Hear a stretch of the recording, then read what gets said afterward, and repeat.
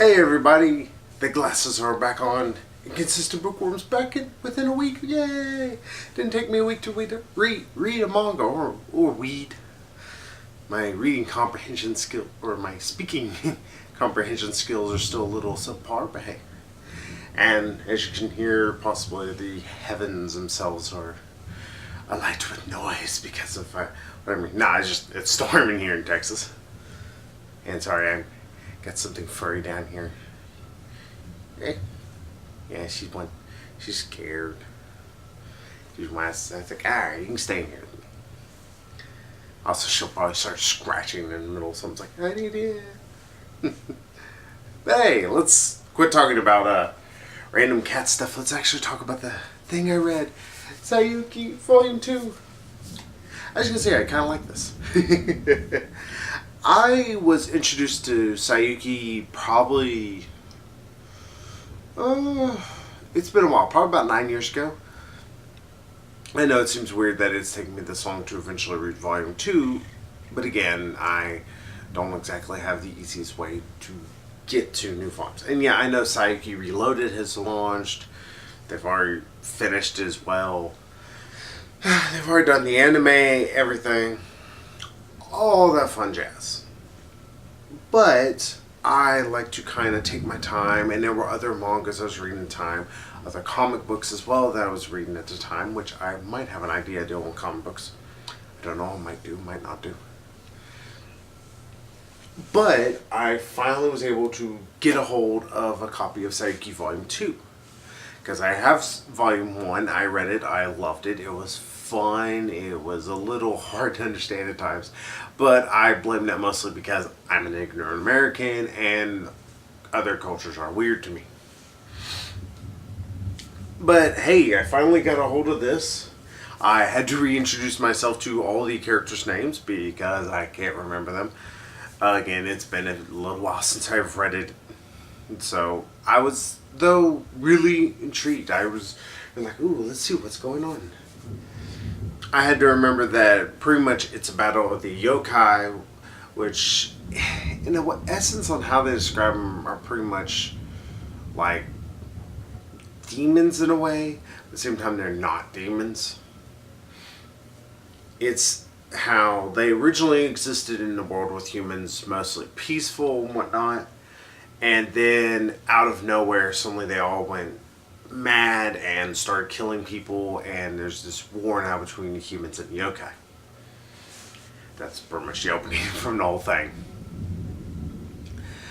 Now, that sounds like it's every other manga out there, every other anime out there. But to be fair, this does some interesting things, like, especially if you compare it to something like Inuyasha, which I know some people are like, ugh. But if you compare it to Inuyasha, where Inuyasha takes place in the past, it takes place in the feudal era of Japan. This is actually in like the modern era.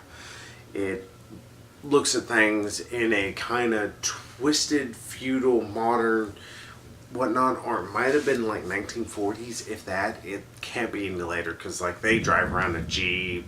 One of them has a revolver with him. And honestly, that's kind of neat. They don't do a whole lot with it, mind you. There are some jokes, like they make jokes about the fact that our bank accounts are gone. Which honestly, they said something like that in Inuyasha wouldn't make a whole lot of sense. Like, well, how would you get a little bank statement or something to let you know about this? So it works more in here. But yes, we get to continue the little adventures of our main hero here, or main hero. There's actually four. That is actually one of the interesting things that people could say, oh, this guy's the main hero, this guy's the main hero. They're really all the main heroes. Because you have, of course, this is one of them. His name is Goku. Yes, Son Goku. Which, it is exactly as you would think. It's supposed to be it's kind of, in fact, very similar to what you would think with Goku from Dragon Ball Z. He's hungry, he's a brave warrior, and he is the Monkey King. Which, if I'm not mistaken, that's what Goku translates to. And of course, you have this guy. I actually like him. I mean, he's probably one of my other favorite characters out of all these three. I like Goku just because he's so juvenilely stupid. He's very fun, and part of what I loved about the Dragon Ball Z character, and what I loved that Dragon Ball Z Bridge from Team 4 Star does so fantastically, which is to really play up Goku's kind of stupidness. But the other main character, his name's Sanzo, or his last name is Sanzo, but they always keep referring to him as Sanzo, which is a priest title. Buddhist priest, of course. And he is like any kind of guy. He's the, not really straight man, but he is more the most level of them all. He always frowns, or pretty much just grimaces, pretty much his big shtick. But he has an interesting backstory that they explore more in this one. And of course, you have the other two characters. One named Cho. Don't ask why they actually go by his first name more than his last name. I guess because his last name is. Sorry, I'm looking at the thing. I'm cheating. Hakai? Yeah, sorry. I am probably going to butcher names. I am very sorry. My Japanese is non-existent. Yeah, Cho is actually kind of interesting. He even gets character development, which is, again, another thing I really like about this series. And it's what I liked about the first book was that, like most mangas, it's split into different volumes, or, yeah, chapters, I'm sorry. This is technically a volume. But it's split into like 5 or so chapters, and each one kind of got their own little introduction and character arcs throughout a chapter, which was interesting. I enjoyed that. I was like, alright, that's actually kind of cool. You wouldn't really see that from many other mangas. I'm not sure if Mobile Suit Gundam Wing, I know it was more of an anime than it was a manga, that there is a manga based on it.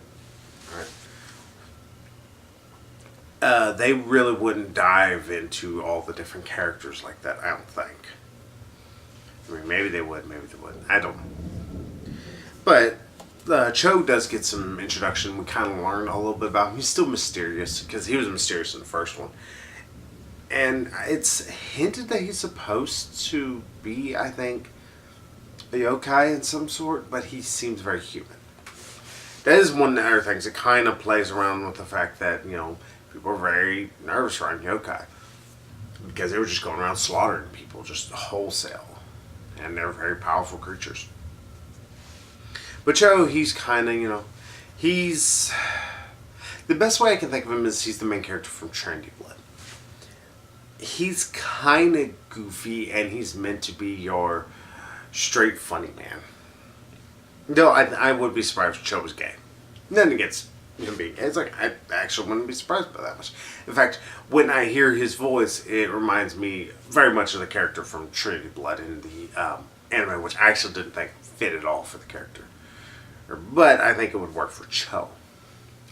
I know I haven't seen the anime. I actually like reading the mangas a little bit better. And the last one, they call this guy, of course, by his last name, which is Gojo. Or Gojo. I think it's Gojo. Gojyo. I just looked at him. Genius. I can't remember. He is actually one of the... What do they describe it? It's pretty much how they say is he is an outcast, because he's actually the birth of a yokai and a human. I believe his mother is a human and his father is a yokai. Excuse me. And because of that, he has red hair and red eyes. Or, I think his eyes are supposed to be red, I can't really tell. He's, of course, the redhead over here. And if you don't know, this is Joe, who I had my hand over, unfortunately. But that's also one interesting thing that I will just continuously praise the series for, at least these 2 books. None of these characters feel like they're getting the short stick of thing. It doesn't feel like, oh, this is a Cho heavy volume, or this is a Goku heavy volume. And it's actually kind of hilarious though, because Goku's on the front of this one, and he's actually not in it that much in terms of like having more character development or anything like that. He is in this particular group, but this is more of a Cho and a Gojo and, or Goho, sorry, I'm butchering names, and Sanzo kind of volume. while Goku's kind of relegated a little bit to the behind. But he still has some good character bits. And he's still an enjoyable character. He did, if I'm not mistaken, in the first volume, I need to read it again. But in the first volume, though, if I'm not mistaken, Goku did get a fair amount of book time. I was about to say screen time. It's like, no, he went on a movie. That's that I watched. So, what did I think about this volume? Because I just talked about all the characters and how I actually really do enjoy them, and I like how the book is laid out and everything. And I have to say, I enjoyed this volume quite a bit. I did have to refresh myself a little bit, but to be fair, I haven't read volume 1 in a little while. As you can see, I had to refresh myself with the characters. But I didn't feel like I had to refresh myself a bunch. I just had to remember, okay, well, who are some of these characters? I just had to read the opening page where it talks about all 4 of them. I was like, oh, yeah, okay, yeah, they're on their quest to pretty much try and go to Shangri-La, if I'm not mistaken, and figure out why the yokai go insane. And they, of course, do the shtick that every manga anime does. But to be fair, if they didn't do this, the book would, the whole series would be very short. That is, they run into different characters and other things that slow them down. And in this one, what happens is they run into, first off, they believe they run into a yokai that resembles Gojo's half-brother, who, if I'm not mistaken, he is completely yokai, if I'm not mistaken. I might be full of complete, or who knows, I can't remember. Or sorry, they aren't, they're kind of vague on the details, but they do say he's his half-brother, and I want to say he's just full-blood he's full-blood yokai, simply because he's got silver hair, which most half-breeds have red hair and red eyes. Then there's introduction of one of the main bad guys. I'm sorry, here's one of the other, this is an issue with the book, and it is an issue I had with the first one. The main bad guy is, in a way, he's kind of Moroku-ish. I won't say it's Moroku. I can't remember who the main bad guy from Inuyasha is. I really want to say it's Moroku. It's going to bug me. I won't say Moroku, though, is the guy with the vortex hand. But pretty much he's like the main bad guy from Inuyasha, in the fact that he kind of really doesn't do much. He's just kind of there to be a threatening source of power who really doesn't show up to do anything big and powerful till near the end. So, but we do learn a little bit more about him and one of his pretty much servants. It's this one yokai girl who falls in love with him, though it's more of a platonic kind of love. Like, she views him as her master, even though he doesn't treat her as such. He treats her more as an esteemed colleague or anything like that, somebody he can try and trust. In fact, whenever he sends her to try and kill our would-be heroes, like, she's not able to do it, and eventually she's about to get killed by, I think, Cho. Or it's either him or it's Goku. I want to say it's Goku who's trying to kill him. Cho's just trying to talk them down. But the bad guy just swoops in. No! Alright. That happened. But, like I said, that's one of the issues with the book. But it's one of the few issues. Like, really just, it's a problem that it's more, I think, it's a Japanese issue. I'm not going to pick on Japanese because of this, but it's something that also sometimes I see in Power Rangers they do, where they just don't have a villain who does very much.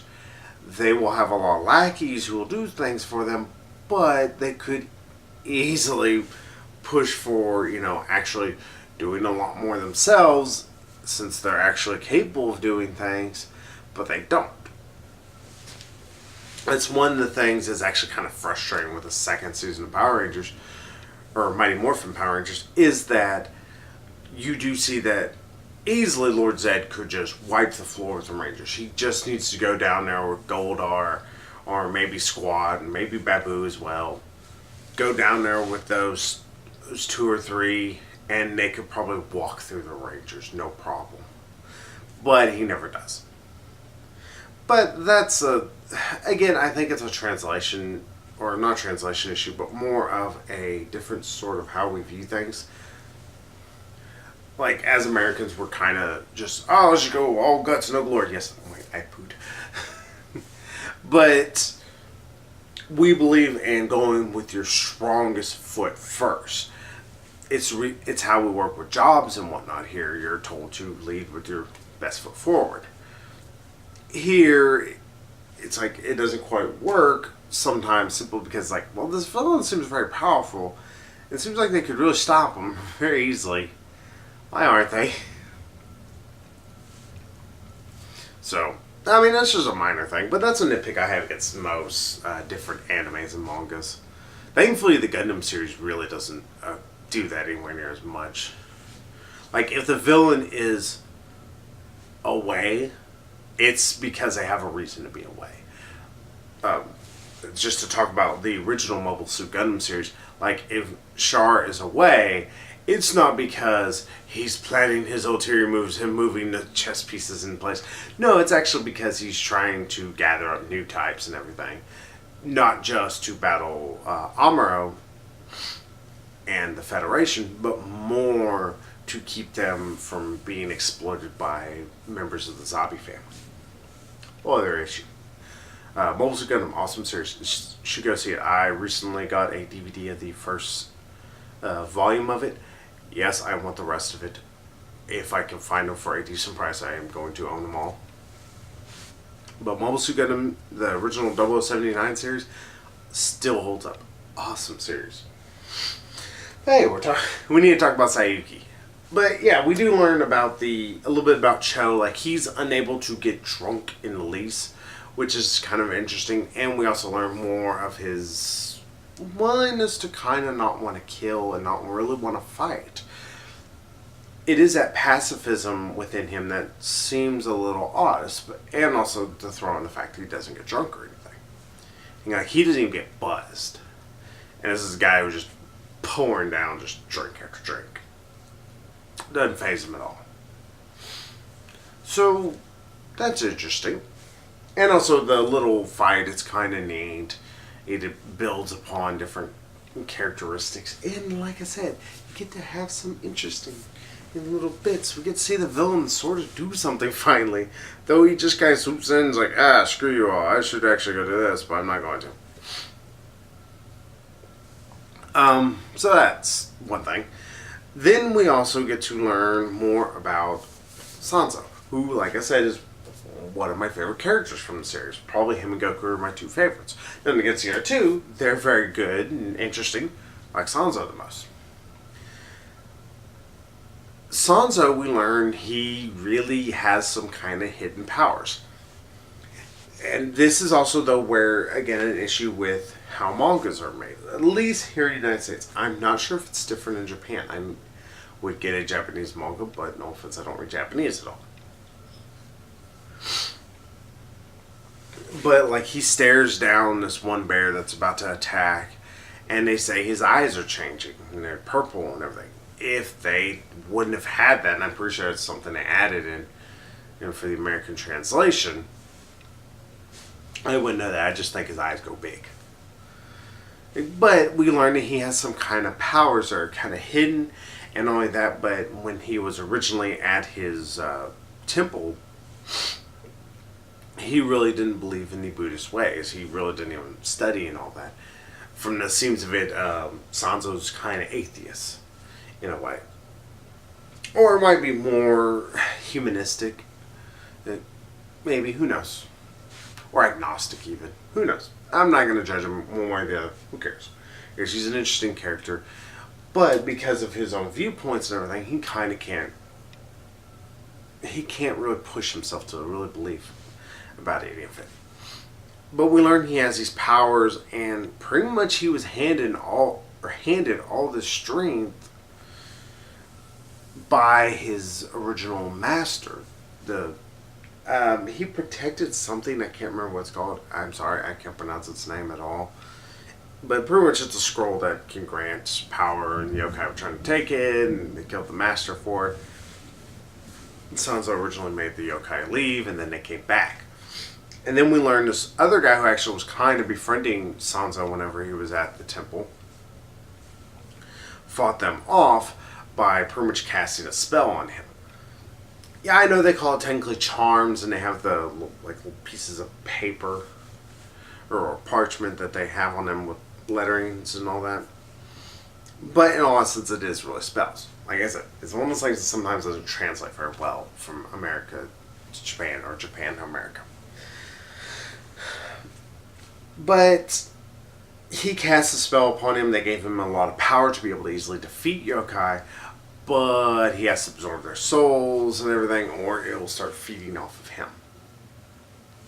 And eventually Sanzo, seeing that he's able, this guy is just like walking through Goku, Cho, and Ganjo? Yeah, Ganjo. Sorry, I'm still drawing a blank on his name. And Sanzo just like sacrifices himself. I'm pretty sure he'll be okay. It's nothing, or nothing. It's nothing saying like I know what's going to happen. Just I have a good feeling. It's like Sanzo, he's going to be mortally wounded, but he's not going to be dead. First off, this is a manga, and I can't tell you how many times Inuyasha got mortally wounded. It was fine. Or what's his face? The Vortex Hand guy from Inuyasha. Sorry I keep drawing comparisons to Inuyasha. But this feels like Inuyasha a little bit more adult. And a little bit more willing to have fun at times. Like Inuyasha's humor and all that seemed a little sometimes forced and didn't always work. But that's again, I think that's also partially translation issues as well still. And voice acting too. Because I was introduced to Inuyasha via the anime Shoujo. Yeah, that's pretty much volume 2 in a nutshell. It's 5 really good chapters that are very enjoyable. It doesn't feel like you need to know everything that happened in volume 1 or remember it with absolute clarity. It's something that you can, I think you could pick up and you could start reading it there and be like, alright, I'm not super confused. Maybe later on volumes this will become more of an issue, but there's nothing that I'm going to say it's like, oh, you have to pick this one up and pick up the rest or else you won't get it. Which I'm enjoying so far. I like series that you can pick up after so many issues that you may have missed and not feel like you've missed something magically or massively. Massively. Sorry, my tongue is not working at all in my brain. So, Saiyuki Volume 2. Should you read it? Yeah, go read it. It's actually a really, really damn good read.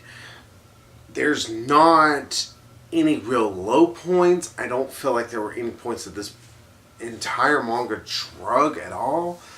It's something I feel like I could go introduce to somebody who's never read a manga and I could say, hey, read this, and they'll enjoy it. I think they'll have a lot of fun with it. I think that it's not going to be something that is going to change everybody's life. Mind you, it's not like one of the best ever. But it's a really great, solid piece. Like, if I was to give this any kind of like number score, which I really don't. I mean, it's a solid 8 at least. It's a fun stories.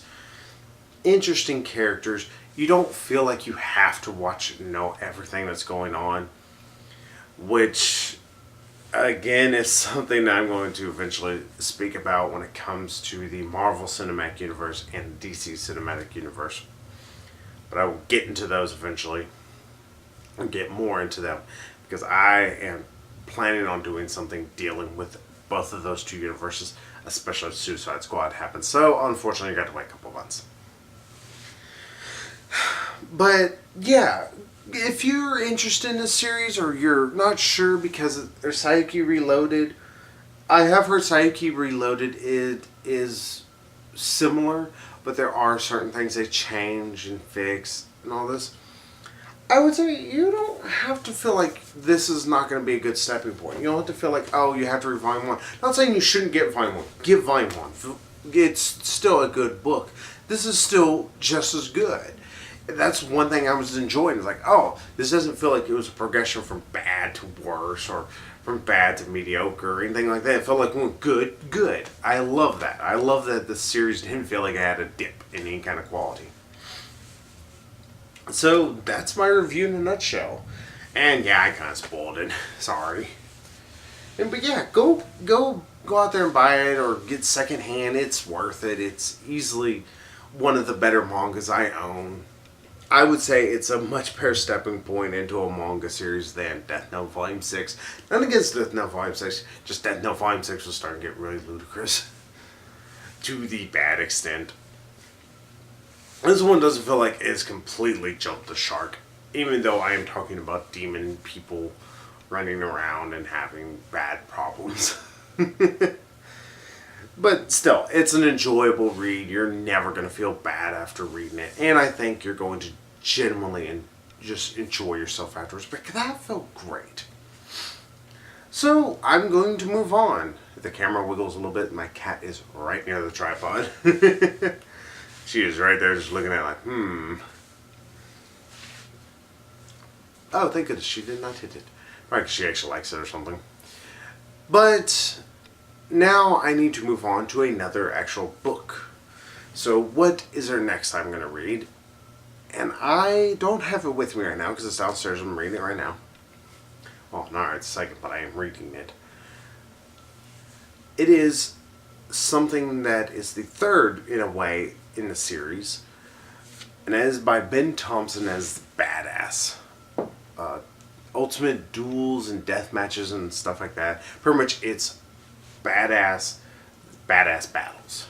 Which I saw it at the local bookstore here. I was like, yep, I'm gonna get that. And then I'll go ahead and already spoil y'all a little bit. I'm already enjoying it. And though I'm not that deep into it, but still, it's pretty fun. So, again, respect Saiyuki Volume 2. Go buy it. It's well worth every penny. I would say if you see this new and you're a little uncertain, get it. It's worth it. No, it's going to be hard to find that new. Mangas are bad about that. So, hey, at least it's a positive review this time instead of bullshit like Vampire Diaries. Sorry, it's still right there. You can fucking see it. So, till next time, I'll see you on the Inconsistent Bookworm.